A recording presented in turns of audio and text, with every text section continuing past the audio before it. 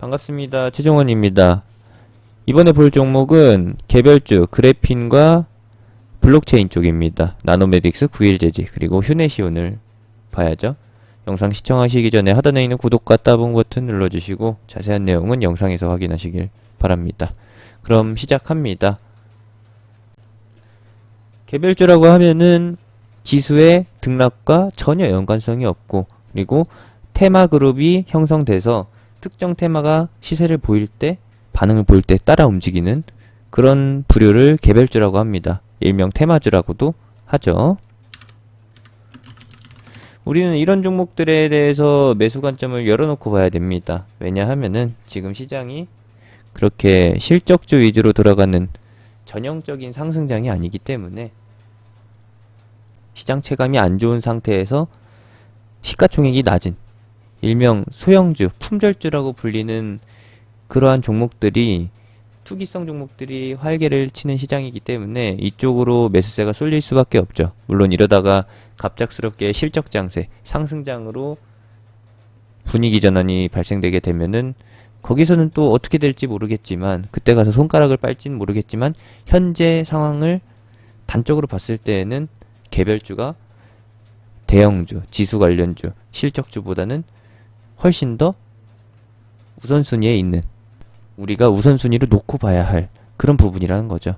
그런 부분에 있어서 미래산업, 미래먹거리, 그래핀이나 블록체인, 이쪽은 당연히 기대감이 계속해서 발생될 수밖에 없는 부분, 테마가 꼬리에 꼬리를 물고서 이어갈 수 있는 부분이라고 볼 수도 있고, 혹은 이러한 상황에서 물리게 되면은 밑도 끝도 없이 계속 손실만 확대될 그런 부분이기도 한데, 그래핀은 이제 짐로저스가 사회이사로 재임하면서 최근에 이슈가 하나 더 발생돼가지고 주목을 받는 부분이고, 9.1제재는 그래핀 테마의 대장으로 올라서면서 차트가 대장 차트를 그려가고 있는 과정이라서 많이들 집중하실 거라고 봅니다.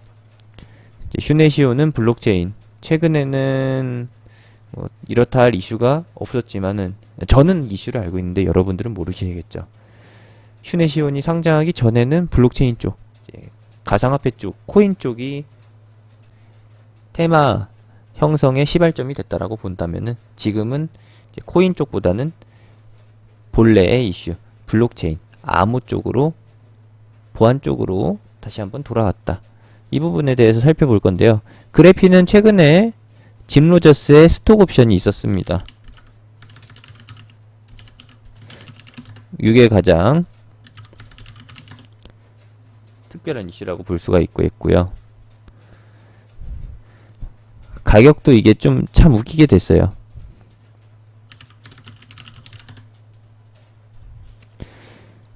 짐로저스한테 50만 주 매수 기회를 부여했고, 단가는 8,710원입니다.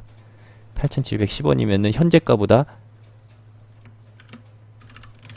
훨씬 높은 수준이죠. 오늘 종가를 기준으로 했을 때 16%, 오늘 종가보다 16% 높은 가격에서 사야 돼요. 가격으로 따져본다라고 하면은 8,710원 곱하기 50만 주, 43억어치 매수해달라고 찔러 넣은 거예요. 과연 이거를 받아들일까? 진짜로 나노메딕스가 나노 기술을 가지고 그래핀도 만들고, 그리고 암치료 기술이나 뇌신경 치료제 쪽으로 확실한 기술을 부여하고 있고 제품으로 찍어내고 이걸로 매출 신장을 이뤄낼 수 있는 기업이라고 하면은 주가는 날아가겠죠. 이전에 네모로 표시해드린 이 구간 뭘로 움직였었느냐? 나노메딕스, 나노 기술을 기반으로 한 암치료제, 뇌신경 치료제 쪽, 뇌질환 치료제 쪽을 개발한다라고 하면서 그 기술을 보유하고 있다라고 알리면서 그 뉴스가 뜨면서 시세 상승이 나왔었고, 그 시세가 모두 다 반납된 상태예요. 현재는 시세가 모두 다 반납됐다라고 하는 거는 그 이슈에 대한 모멘텀이 완전히 사라졌고 차익 실현하고 빠져나갔을 가능성이 있다라는 것이죠.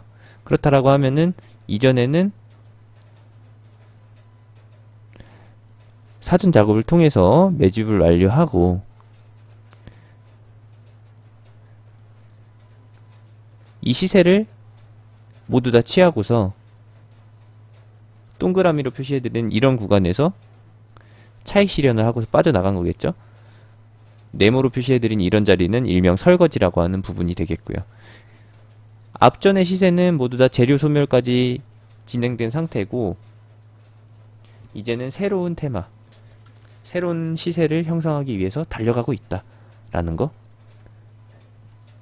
이 시세의 흐름은 동그라미로 표시해드린 위치는 과거 나노메딕스의 차트로 보시게 되면은 2015년도에 이런 위치, 이 정도 수준이라고 볼 수 있겠고, 물량 매집이 빠르게 진행돼서 시세 상승이, 시세 출현이 조금 앞당겨진다라고 하면은 네모 구간으로 볼 수도 있겠죠. 둘 중에 하나입니다. 바로 가거나 시간 끌고 가거나. 이 개별 테마주는 언제 갈지 모른다는 게 가장 큰 단점이에요. 근데 만약에 짐 로저스가 50만 주를 다 매수한다라고 하면은 8,710원에 매수해서 43억을 투자한다라고 하면은 이거는 짐 로저스가 모멘텀을 보증해주는 구조가 되잖아요. 그러면은 상승하겠죠. 개별주는 특별히 전형적인 패턴을 가지고 있다라고 보시면 안 되고 전고점과 전저점을 기준으로 해서만 보시면 됩니다. 8월 달에 하락 같은 경우에는 시장 전체가 하락할 때, 그래핀 테마가 주목을 받지 못할 때, 그때 발생됐던 하락이고, 시장 전체가 하락하면서, 지수가 하락하면서 종목들도 자연스럽게 하락하는 구간이라 발생된 흐름이고, 요것들은 그냥 저점을 형성하는, 박스권을 형성하는 과정 중에 일부로만 봐주시면 되겠습니다. 이렇게 본다라고 하면은 꼬리가 살짝씩 삐져나올 수 있는 부분 감안해서 본다라고 하면은 이제 6,000원이 박스권 하단 가격, 그리고 1,500원 수준이 만원 위에가 윗꼬리 가격 이라고 보시면 됩니다. 이게 박스권이에요. 여기서 매집이 진행되고 있을 수도 있고 시세 상승 직전일 수도 있는 거는 판단할 수가 없는 상태인데, 이러한 가격대는 언제든지 상승까지 갈 수 있는 수익을 노려볼 만한 가격대라는 거. 현재가 수준에서는 그렇게 볼 수 있는 것이고, 이제 박스권 기준으로 했을 때 기준에 물려 계신 분들이라고 하면은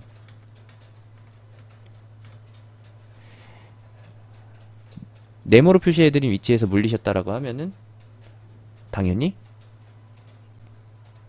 현재 수준에 도달했을 때 9,000원 위로 올라왔을 때 비중 축소 또는 현금화를 통해서 다음 포인트를 잡아야죠. 다음 포인트라고 하면은 다시 한번 박스권 저점으로 돌아갔을 때 공략하는 거.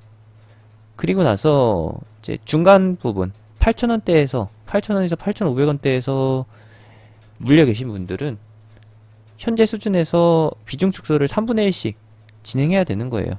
8,000원 위로 올라와 주면은 감사하다고 인사하면서 절반 이상 축소하시고, 아니면 전량 현금화 하시고, 그리고 8,000원 밑에서는 조금 더 기다려보는, 언제든지 박스권 하단을 터치하고서 다시 한번 상승할 수 있으니까 이런 흐름 예상하면서 지켜봐야 되는 거고, 이미 수익권이신 분들, 박스권 하단에서 잘 잡으신 분들은 제가 보여드린 이 관점을 알고 있으면서 누리셨던 분들은 이번 하락 음봉 같은 경우, 오늘 음봉 같은 경우는 무시하고서 홀딩 하다가 8,500원 넘어서 주면은, 8,000원 넘어서 주면은 3분의 1씩 수익 실현하면서 만원까지 공략해봐도 좋다, 이렇게 봐주시면 되는 거예요.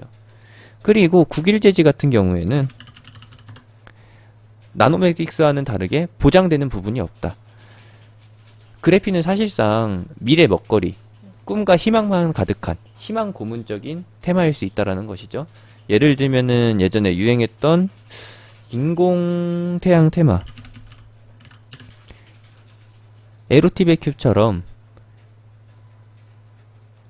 그냥 고가권에 머물러 있는, 특별히 더 이상 나올 수 없는, 더 이상 나올 게 없는, 이슈가 없는 종목이 되면서 버티다 못해 하락해버리는 이러한 패턴을 그릴 수도 있는 거고, 최근에 인공강우 테마로 올랐던 태경화학 같은 경우에도 이건 역시도 실현되지 않는 기술이긴 하지만 꼭 필요한 기술이라서 주목을 받았었죠. 삼중 천정형, 세 개의 고점을 형성시키고서 하락하는 이 패턴. 물론 그래핀과 비교했을 때 그래핀 기술과 완전히 등급이 다르기 때문에 시세 상승도 그렇게 크게 나타나지 않았다고 판단해 볼 수 있는 거고요. 언젠가는 실현돼야 될 기술이지만 그렇게 돈이 안 되는 기술이라서 기대감이 조금 덜 반영됐을 수도 있고, 어쨌든 시세는 큼지막하게 나아졌다. 언제든지 움직일 수 있는 게 이런 쪽 테마인데 항상 비슷한 패턴을 보이게 된다. 고점을 형성하고서 시세가 하락해버리는, 그러면서 다음 이슈가 발생될 때까지 끊임없이 장기간 조정을 거친다라는 거.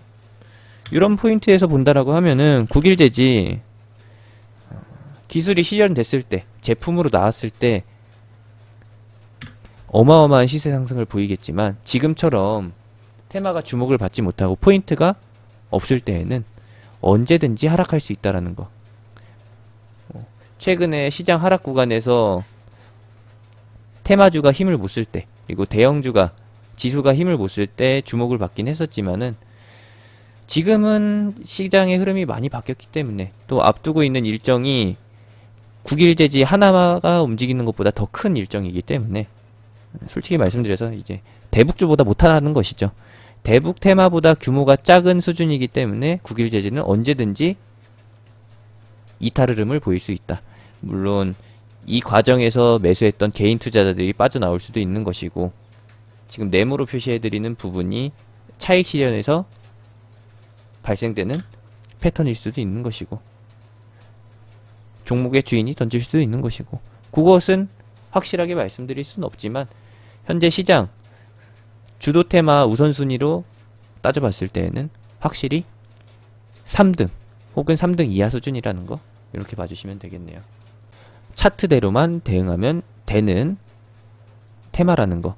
근데 하필 또 차트로 대응해야 될 포인트가 왔다라는 거, 그렇게만 봐주시면 되겠고, 요거를 또 박스권으로 본다라고 하면은 반등이 예상되는 위치죠. 하지만 이 위치에서 반등하지 못하고 꼬꾸라진다라고 하면은 3,500원도 가볍게 깨버리고서 하락세로 이어진다라는 거. 떨어질 높이가, 낙하할 높이가 너무나 크기 때문에 신규 투자 관점으로 볼 수 없는 종목, 그런 위치예요. 나노메딕스나 짐로저스 효과 노려보고서 짐로저스의 스톡 옵션, 요거만 한번 공략해 볼만 하고요. 근데 이 스톡 옵션은 의무가 아니라 선택할 수 있는 거기 때문에 짐로저스가 50만 주 매수 안 하겠다라고 하면은 나노메딕스도 끝이죠. 사회이사지만 내가 사회이사로 재직하고 있는 회사에 투자할 생각은 없다 라고 하면은 모순이기 때문에 주가는 분명히 하락하게 될 겁니다. 나노메딕스, 짐로저스가 스톡옵션 행사를 물고서 43억 투자를 감행한다라고 하면은 그때는 개별 이슈 종목으로 노려볼만 합니다. 그리고 다음으로 갑시다. 국일제지는 이제